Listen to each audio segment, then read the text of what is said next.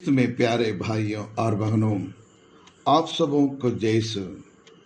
हमारे प्रभु यीशु क्रिस्त की कृपा, अनुग्रह, वरदान, समाधान, संतोष सदा आपके एवं आपके परिवार के साथ रहे।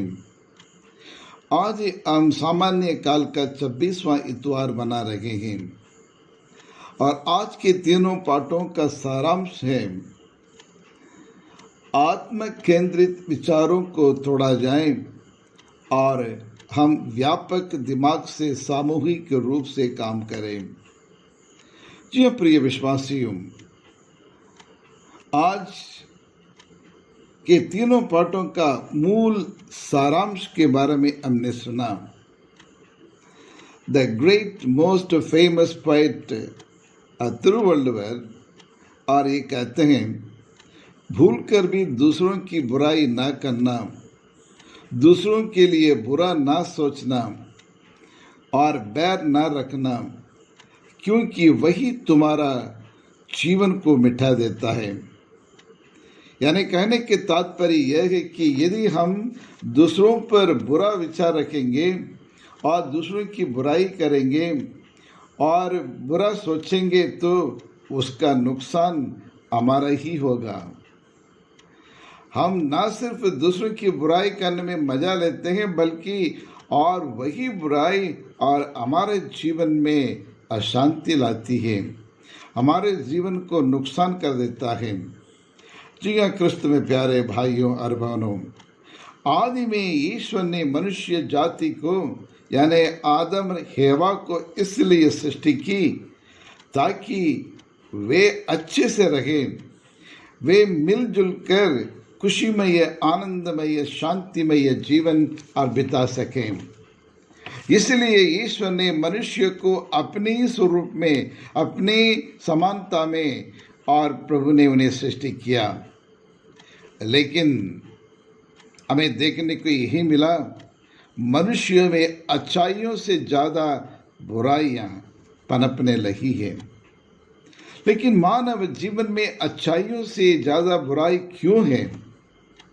प्रिय विश्वासियों, इस संसार के हर एक धर्म यही सिखाता है कि हर एक मनुष्य को प्यार करना चाहिए, हर पापी को प्यार करना चाहिए, एक दूसरे की सेवा करनी चाहिए, एक दूसरे की और उनकी मदद करना चाहिए, सहायता करना चाहिए। लेकिन प्यार से ज़्यादा घमंड और बुराई अपने चरम सीमा पर पहुंच गया है। आज इंसान के मन में प्यार की कमी है, बुराई ज़्यादा है, बैर ज़्यादा है, ईर्ष्या ज़्यादा है, जलन ज़्यादा है। आज की दुनिया में जहाँ देखो वहाँ इंसान एक दूसरे की बुराई ही बुराई करता रहता है, दूसरों के बारे में अच्छा नहीं सोचता है, हमेशा दूसरों के लिए बुरा सोचता है, दूसरों के लिए गड्ढा खोदता है, दूसरों को नीचे गिराने के लिए और दूसरों को नीचे दिखाने के लिए, और इंसान कोई भी बुरा कदम उठाने के लिए डरते नहीं, हिचकते भी नहीं है। बड़े आराम से दूसरों की हमेशा बुराई करना, दूसरों के ऊपर कीचड़ उछालना और दूसरों के नाम को मिटाने के लिए, दूसरों का नाम बदनाम करने के लिए उसी में पूरा अपना सामर्थ्य, अपनी शक्ति को वो लोग और इस्तेमाल करते हैं। प्रिय विश्वासियों, दुनिया की सभी बुराइयों का जड़ है घमंड, अहंकार। यदि मनुष्य में घमंड आ जाता है तो ऑटोमेटिकली जेलसी की भावना भी और पैदा होने लगता है, और जलस रूप भी आग की ज्वाला जोरदार और उठने लगता है। एक बार हमारे जीवन में जलसी आ जाए तो धीरे धीरे मनुष्य उसका गुलाम बन जाता है और हमेशा एक दूसरों के बारे में बुरा सोचने लगता है, दूसरों के नाम बदनाम करने में और जोरदार अपने समय बिताता है।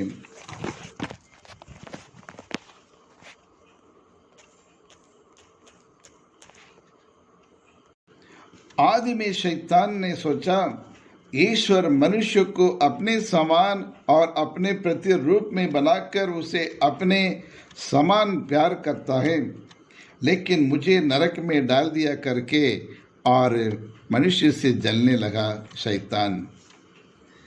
आदि मानव पाप की गुलाम बन गया। परिणाम मृत्यु संसार में पैदा होने लगी, क्योंकि बुरा काम का परिणाम बुरा ही होगा। उसके बाद कॉइन और एबल पर ईर्ष्या की, उससे जलने लगा और उन्हें मार डाला। याकूब के 11 पुत्र थे।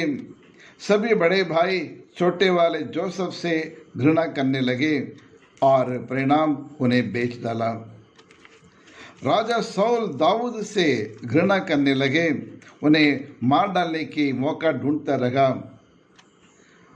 और उसके बाद हम देखने को मिलता है कि 10 प्रेरितगण और याकूब और योहन से जलते थे और वाद विवाद आपस में उठा और हम में से बड़ा कौन है, और इस तरह एक दूसरे से वो जलने लगे। फरीसी लोग, सदुसी लोग, धर्मगुरु प्रभु यीशु से जलते थे। परिणाम प्रभु यीशु को और दुख मरण और क्रूस मरण का सामना करना पड़ा। जी हाँ प्रिय विश्वासियों, घमंड और घमंड का प्रकटन है जलनशील। जहाँ घमंड है ऑटोमेटिकली वहाँ जलन उत्पन्न होता है, ईर्ष्या उत्पन्न होता है और एक दूसरे के प्रति द्वेष करने लगते हैं। और ये वायरस ना किसी के जीने देगा बल्कि और अपने को जीने देगा। इस प्रकार के वायरस किसी को जीने भी नहीं देगा या अपने को भी जीने भी नहीं देगा, दोनों को नुकसान पहुंचाएगा। यह वायरस आज मनुष्य के जीवन में, राजनीति में और अधिक और समाज में आपको देखने को मिलता है। इतना ही नहीं, और आज हर धर्म में भी ये आने लगा है, अपने पैर पसारने लगा है ये जलन, ये घमंड और ये अहंकार। प्रिय विश्वासियों, आज का सुसमाचार का संदेश भी यही है, हम किसी के लिए बाधा नहीं बनना चाहिए। हमारा बोल, हमारी करनी, हमारा वचन, हमारा कर्तव्य, हमारा कर्म, हमारा कर्तव्य किसी को नुकसान नहीं पहुंचाना चाहिए। We shouldn't be the hindrance to anyone. हमें दूसरों के लिए बाधा नहीं बनना चाहिए। यदि आप गौर से ध्यान से आज के सुसमाचार को पढ़ें, वहाँ 2 प्रकार की बाधाओं के बारे में हम पढ़ते हैं, सुनते हैं। There are 2 types of hindrance in the gospel of today. ये पहला, हम अक्सर दूसरों के लिए बाधा बन जाते हैं, और दूसरा, हम अपने आप को बाधा बन जाते हैं। प्रेरितगण दूसरे लोगों में अशुद्ध आत्मा को निकालते हुए देखकर ईर्ष्या करने लगे और जलने लगे, और ये जलने के कारण अपने प्रभु यीशु से शिकायत करते हैं। बाइबल कहती है, संत मार्क सुसमाचार अध्याय 9 और 39, यीशु उसके लिए अच्छा जवाब देते हुए कहते हैं, उसे मत रोको, क्योंकि कोई ऐसा नहीं जो मेरा नाम लेकर चमत्कार दिखाए और बाद में मेरी निंदा करे। जो हमारे विरुद्ध नहीं है वह हमारे साथ है। यानी कहने का मतलब यह है कि कृष्ण में प्यारे भाइयों, कि दूसरों के लिए बाधा नहीं बनना है।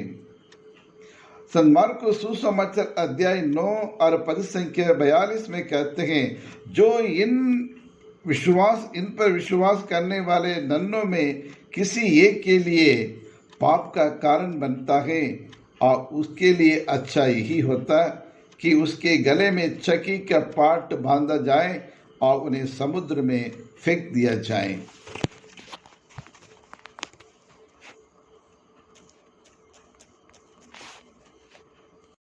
जी हाँ कृष्ण में प्यारे भाई और बहनों, ये पहला तरह का ये बाधा है। दूसरे प्रकार के बाधा, अपने आप को बाधा बनना। यदि तुम्हारे हाथ और पैर और आंख और तुम्हारी उंगली या आपके सिर या फिर आपके होंठ, आपका मुंह अपने विकास के लिए, उन्नति के लिए, खुशी के लिए, आध्यात्मिक जीवन के विकास के लिए बाधा बन जाए तो उसे भी काट के फेंक दो और उसे काट के निकाल दो। जी हाँ क्रिस्त में प्यारे भाई और बहनों, क्योंकि वे अपने आप को नुकसान कर देता है, बाधा बन जाता है और ईश्वर में लीन होने के लिए एक बाधा बन जाता है। दूसरों के बारे में अच्छाई करने के बदले में, दूसरों की सेवा करने के बदले में ये आपको आपके स्वार्थी बना देता है। जी हाँ क्रिस्त में प्यारे भाई और बहनों, ये संसार